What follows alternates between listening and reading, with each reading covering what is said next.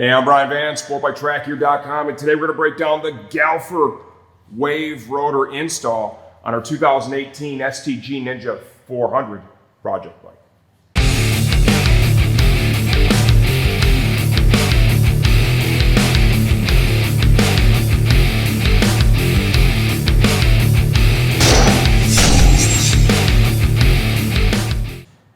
Okay, if you're going to take your Ninja 400 to the racetrack, you're going to race your Ninja 400, there is a very strong possibility the OE disc is not going to be up to the task. I've got it on really good authority that for people that can brake late and deep, these things have shown to fail really easily. On the flip side of that, the Galfer Wave rotor has proven itself to hold up under the braking load and forces, no problem. This is a modification that is a necessity for most Ninja 400 owners that are going to take the bike to the racetrack to race or ride at a high level during track days. You know, even though this is a good looking wave style rotor, right, looks cool on the bike, unfortunately it just hasn't been up to the same level of performance that you'd need for the riding that we just described. In this video, I'm going to show you what it takes to get the install done, and we're also going to talk about braking procedure for this rotor, including whether you should run a new set of pads on the first session or first few laps with that new rotor. Okay, step one for installing our Galfer Wave rotor. Pretty simple. We're going to take our front wheel off of our Ninja.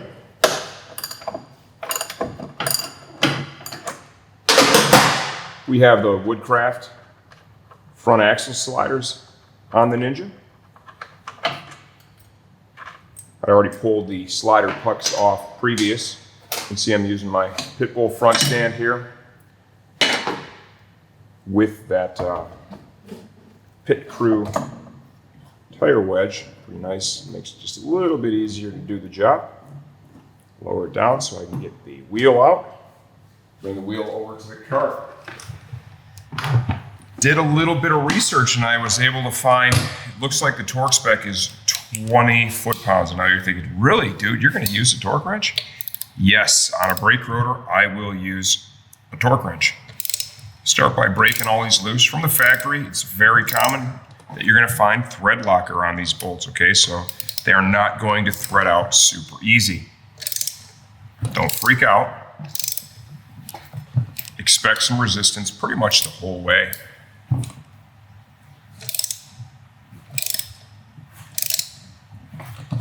The reason we're replacing this, like I had stated early in the video at the opening, is this stock rotor has shown to fail under heavy race-oriented braking conditions, right? So now that we're taking the little Ninja to the racetrack and turning it into a proper race bike, we want to make sure that we have the brake system ready for everything that we're going to be able to throw at it. For street applications, this rotor, the OEM rotor that is, it's a non-issue, you're good to go. This is going to be a pretty track-focused video here and part of a full series that we've got where we've eliminated the ABS on our 2018 Ninja.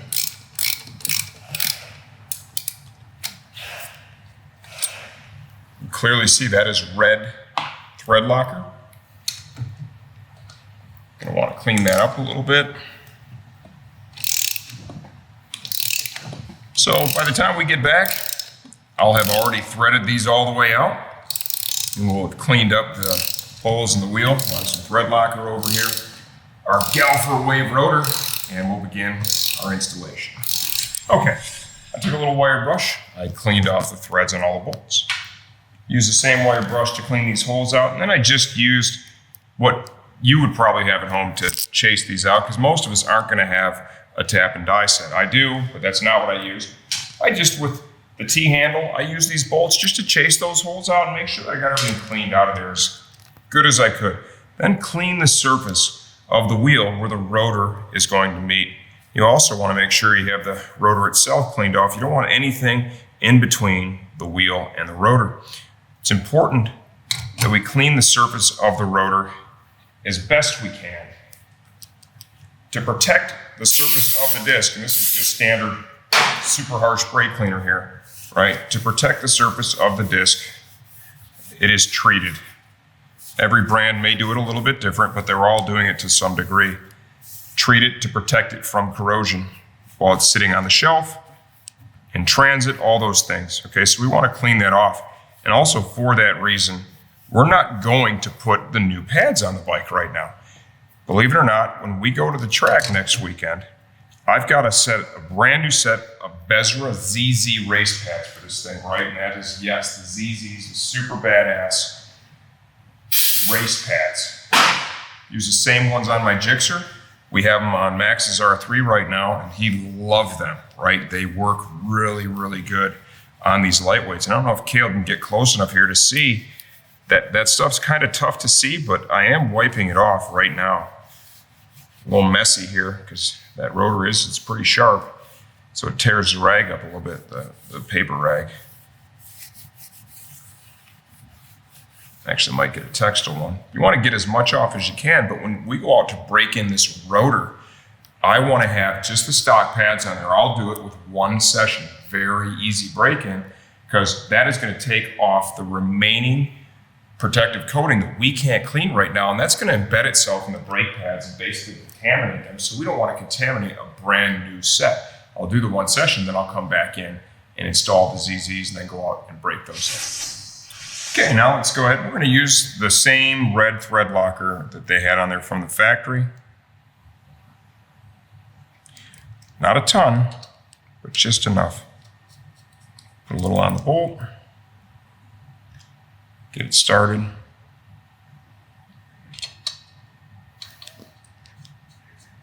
In a perfect world, you're not going to be taking these off for a long, long time.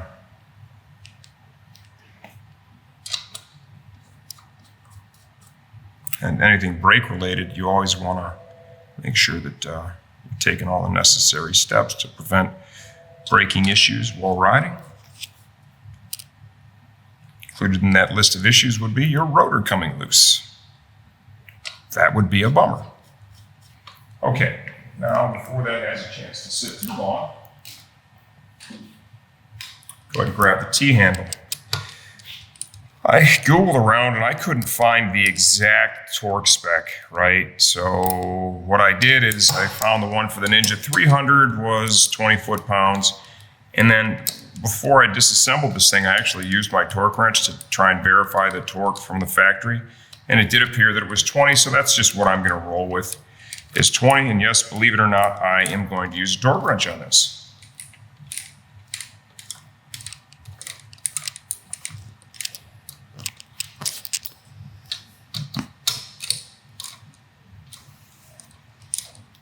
You can see these are threading in relatively easily because I have the holes cleaned up pretty well. Like I said, I did that with only a wire brush and then just using the bolts here to help clean it up.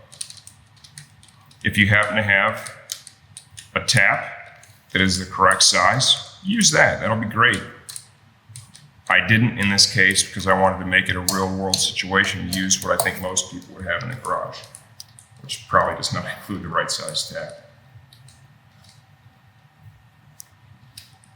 Okay, just going to use a crisscross pattern, make sure that they're all seated.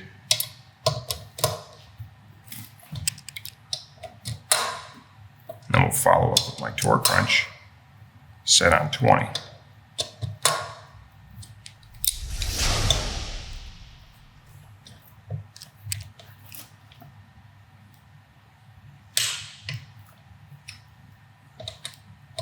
Use a star pattern here.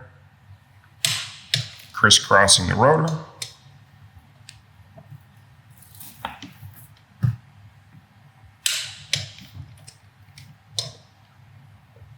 It's not really a ton of torque, but with that red thread locker, you don't need a ton.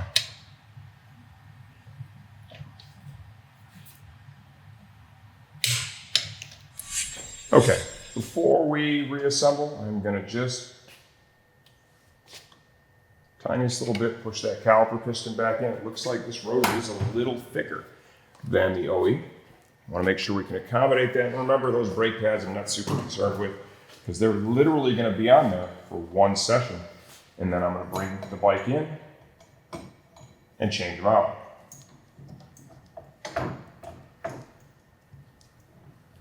Here's our pit crew tire wedge. Get that wheel back into position. I love these bikes that have just one caliper.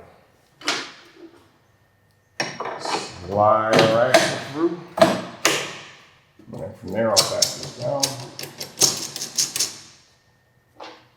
Nut and washer.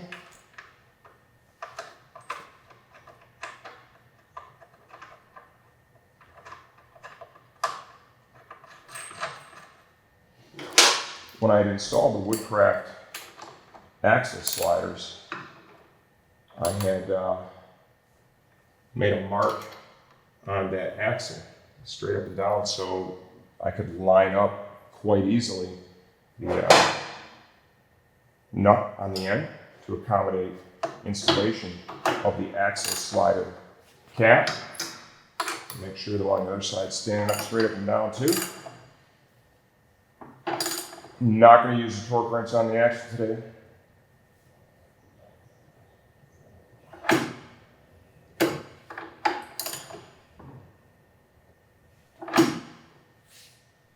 Make sure that I've got that castle nut lined up perfectly so I can get the cotter pin for the Woodcraft axle sliders to pass right through. Go ahead and grab that now. Okay, we're ready to put the slider pucks for the Woodcraft axle sliders back on. Jump over to the other side.